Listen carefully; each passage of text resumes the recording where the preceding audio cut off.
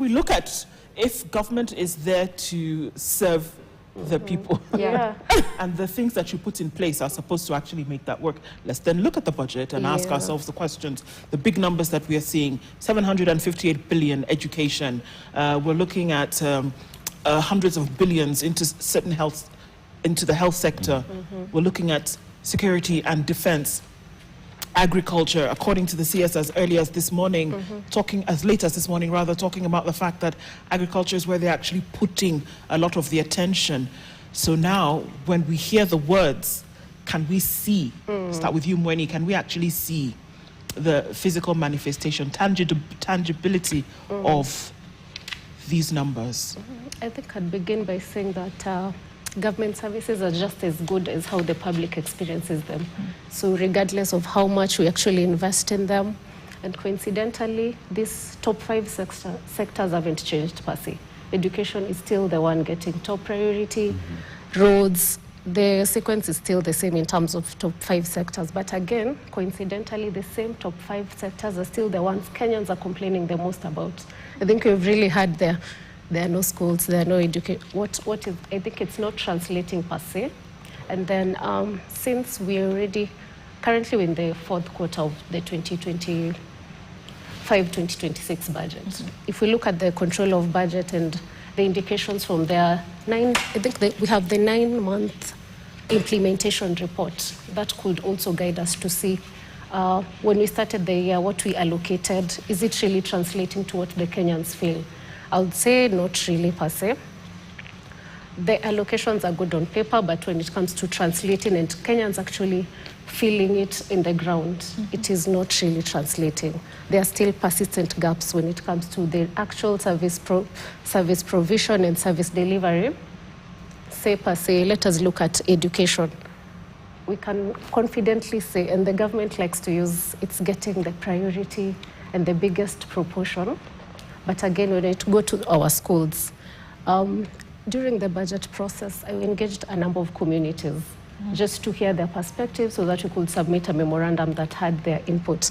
And most of their questions were like, why do we still have to pay money directly to schools? When we go to school, you're being told, as a parent, you have to add more money since the capitation isn't enough. Yet the government will tell us education had the highest. So as a percentage share of the total budget, it would look nice. But as a percentage share of the needs in the sector, we are still having very big deficits in these specific sectors, especially the ones that are relating to social services. And Nelly, I want us to look at the budget as it were, yeah? So we look at education. We know the problems that do exist in education, yet it has the biggest vote in allocation as we speak today. So you talk about ghost schools, ghost students, inadequate infrastructure as well for schools. You go to healthcare, same story. You go to security, many would say, okay, they get more budget so that the shooters whenever we go to the street. So in terms of value for money, are Kenyans relating big budgets with proper services, or does it remain at the budget policy statement? Thank you. And I think that is where we should actually, as Kenyans, start from. And I want to agree with Valentine here. When we say, for example, education is taking the hugest, I think 27% of the whole budget, that is the 781 billion. We must start interrogating then as citizens whether that relates to the actual needs that education sector is there to serve. So if you interrogate further, let's just go to the numbers, like do insist. With this 781, I think the huge budget goes specifically to teachers. If you look at their allocation, it is over 400 billion, I think, going to TSC specifically. So when you start now dividing that, you've already reduced almost half of that allocation to teachers. And we all know that teachers, or rather that budget is meant to pay salaries for the teachers. But then when you go back to the books, the budget books, for example, if you look at that draft estimate budget from this, and going further, that allocation, you see 54.6 billion goes to free secondary. But then look at what has been allocated for pre-primary. I mean, for free primary education, it is 7 billion. while we are still saying that, yes, education is taking the hugest chunk of the budget, but what is being allocated to the young learners in Kenya is only 7 billion shillings. And then moving further, I know we have done this work together with Valentine as an advocacy group out here. And we have analyzed the budget where you find we have also the existence of a national education sector strategic plan, the NESP, for example, if I shorten it. And if you look at the public finance law that regulates us, Section 38 of the Public Finance Act demands that all program-based budgets should actually address or rather have outcome indicators. But when we look at this budget for education, for example, you're getting their indicators are not speaking to what is in their strategic plan. So we are already missing out the intended purpose for that money when we don't consider some of what the strategic plan tells us we should do. And then when it now comes to budgeting, we are looking at underfunding. Let me take another angle. If we look at the economic survey that was recently released, you look at what government is planning in the budget, still in the education sector, we are planning for close to 6.5 million learners in the primary, or rather in the basic education that covers from primary up to secondary level. We are planning, or rather budgeting, for 6.5 million. The economic survey says we have, if you look at that demographic of the basic education sector, it says we should be planning for 8 point. So in essence, we are even under planning and under budgeting, because then that shows the inequality where we are leaving out close to 1.9 children out of the learning, planning and budgeting. So for purposes of clarity, who conducts the economic survey year on year? It is government. Government? Yes. Primarily from the Treasury? Yes. Okay? Yeah. So the folks who work in the back end are the ones who develop the economic survey. Literally, yes. So in terms of planning, they know this is where we should be going. Yeah. So why, I guess for both of you, wouldn't the budget, which is your tool for how to spend money, would not mirror the economic survey that you yourself developed? Why wouldn't that happen? I'd look at it as it is a lack of goodwill from the government. We already know. And I think the easiest thing for us as Kenya, we always have long-term plans. We have Vision 2030, we have broken it into medium terms. Each sector has a specific plan for 5 years. So already from the onset, and there are projections in terms of growth, even if it's growth of learners, the projection is there for 5 years on. So it's not something we come and start guessing when the year is there. So either, and then we're also having a lot of allocation that are going to coordination of government services, but we are seeing different state departments not speaking on each other. It's one function that is being done by two. You see child protection services, some of their functions intersect with the education, but we're still seeing their plans not aligning. So the budget may be informed by one of the reports that was submitted by one of the state departments, not the other. So we have weak links in the coordination of the government itself. We are producing a report by one entity within the government, yet the ones budgeting are using a different report. So it's mostly lack of coordination, really. Could be deliberate as well, because if you know that this is the numbers that we need, and you cannot go ahead and plan with those numbers, then it shows a deliberate plan by the government officials to even underfund.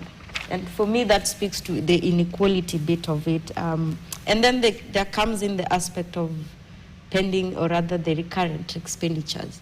While we are planning for what is to happen ahead, we still have all these things that we are supposed to pay. And even if you look at the allocations and distributions for every other sector, a huge chunk goes to the recurrent expenditure, while what is meant for development is really either not allocated or is being reduced. And that speaks then to the question that Ndu asked. And I think when you look at the economic survey, that is an important document then that budget planners rely on to give credence on what kind of budget it is they're looking at. But already we've established that that document that is prepared by government does not feature or features little in the preparation of that budget, right? So one then asks the question, if we are not taking the economic survey report to prepare the budget, then what guarantees do we have that even the budget as presented will be implemented to its fullness? Maybe I can begin. Yes. And it's not just the economic survey. Yeah. See, every sector has a sector report, Yes. which they also submit to the Treasury. Exactly. So right now we're in 26-27. They have submitted a sector report that has the projections of the needs they'll have, financial needs, and Yes. both financial, based on their financial projections, 3 years on. So the economic survey is there. That's one very credible report you can rely on. Each sector has also submitted their needs way in advance. And then now, do we have any guarantees?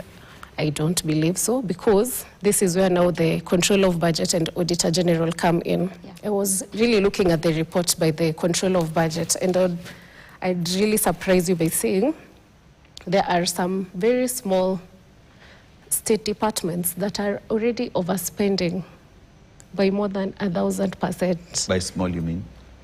I'd say not. You see how we've already established the top 5 Yes. in terms of allocations? Yeah. Some which had close to 0 point something allocation when we were making the budget, and even when it came to the supplementary, they didn't have increased allocation. But when we look at what has already been expended by these state departments, let me just give actual examples.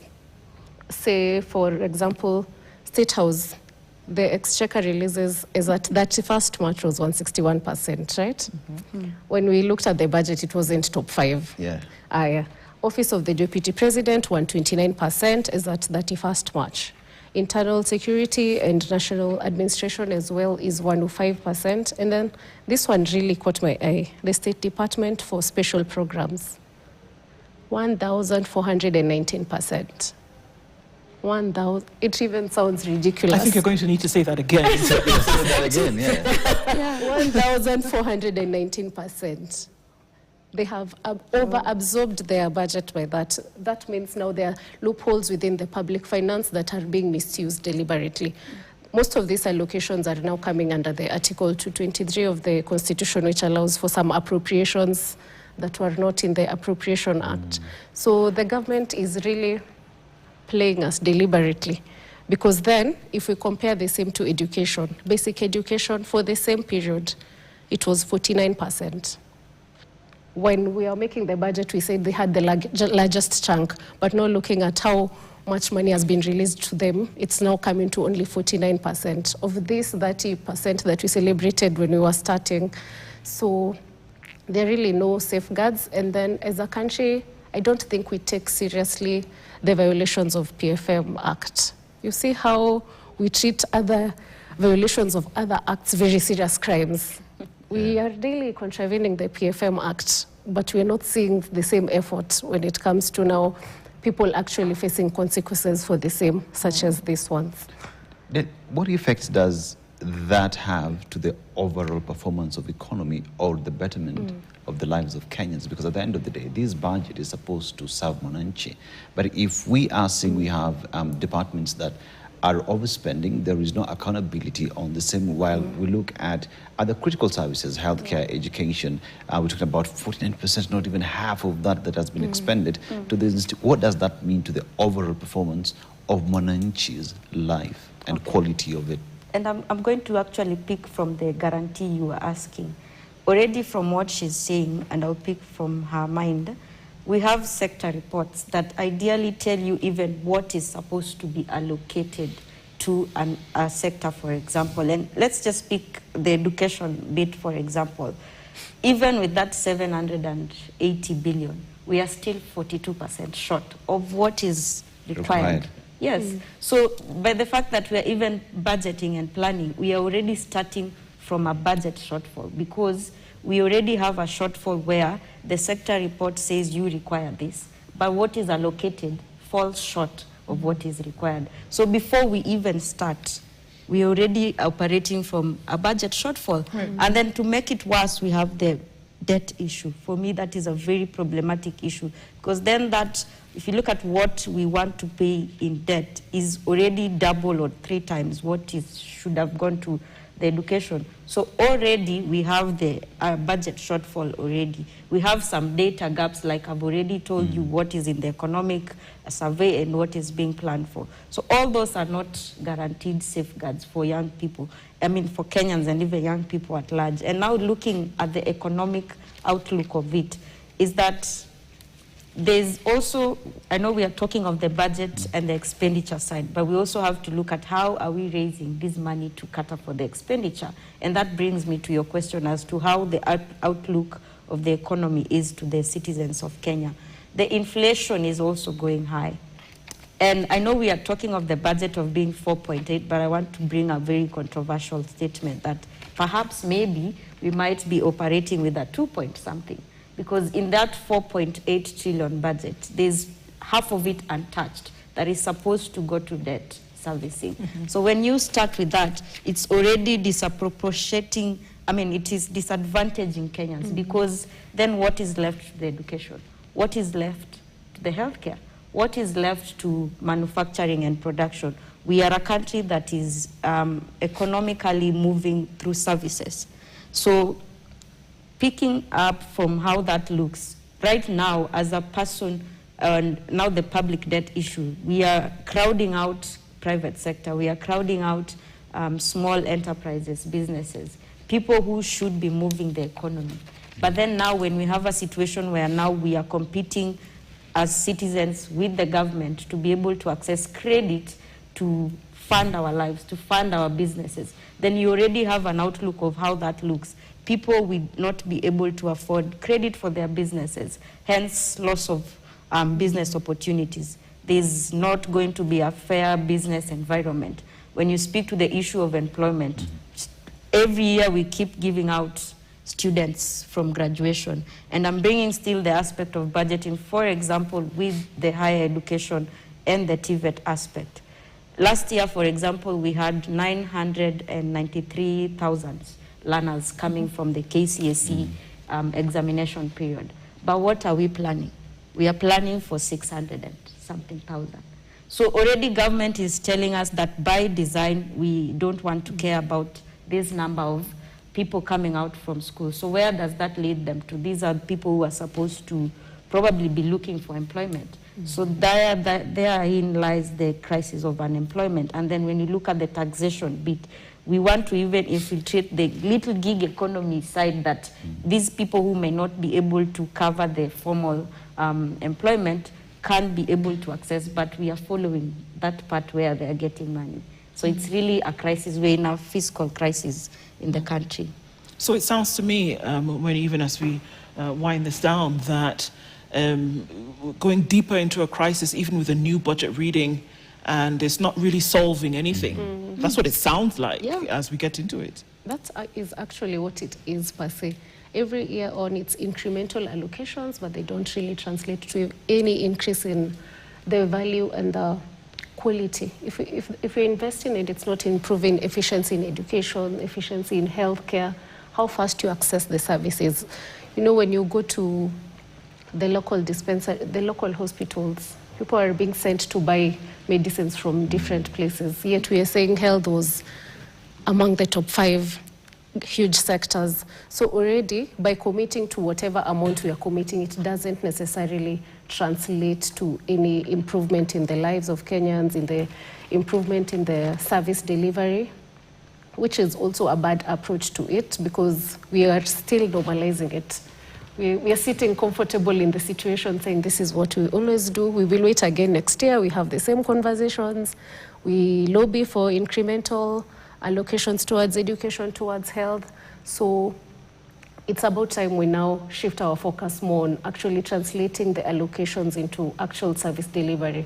The accountability bit, we can't really sit down and just say it was enough to allocate. The accountability matters more at this point, since the allocations, we believe, already Nelly has talked about the deficits and the domestic debt. We don't want to push the government into increasing the debt. Can we now just say, with whatever allocations we have, how can they actually translate to improved services? So we need to shift our focus from the allocations to the accountability. And it's interesting because The Auditor General Office is one of the underfunded offices, and they were saying now it's limiting their, their independence and how they can really audit these offices. So if we want to look at the full circle of how money translates from the statement to the service delivery, we also need to enhance the accountability bits. Maybe just to add a bit. In addition to that, what would be quick wins, things that you could actually do to fix the bugs? Okay. Yeah, I think it's like I already read it. Yeah, because I wanted to say where I find a gap now, even in the allocations, as Valentine puts it, is once it goes to Parliament, you see only lumped up sums of amounts. You don't get to see the distribution the way we are saying the percentage, or rather, for example, the education sector, out of the 781 billion, this is what is going to free primary. This is what is going to teachers. This is what is going to probably solve other things. So you don't get to see that in the budget document, for example, that goes to Parliament. And for me, that is where I find the gap, because if we are talking about accountability and oversight for them as lawmakers, then they should be able to tell some of these gaps from that point, because whatever is presented to them is a lumped up amount. So for me, my number one solution is probably the Treasury needs to somehow, because when you get to engage them, they tell you that they get this, we were engaging the Ministry of Education someday, and they were saying they get their numbers from the economic survey, from the Kenya National KNBS. But then when you look at these institutions, they are even able to tell us as to the number of learners as males, as females, the number of schools per ward up to that level. But when it comes to budget, you cannot trace how many women, or rather how many girls as learners have been distributed this. When you go to the budget of TSC, for example, go to the details in the TSC, they can be able to give you the details of how many teachers are receiving this money from the budget. Right. But go to the budget books, it's just a lumped up amount.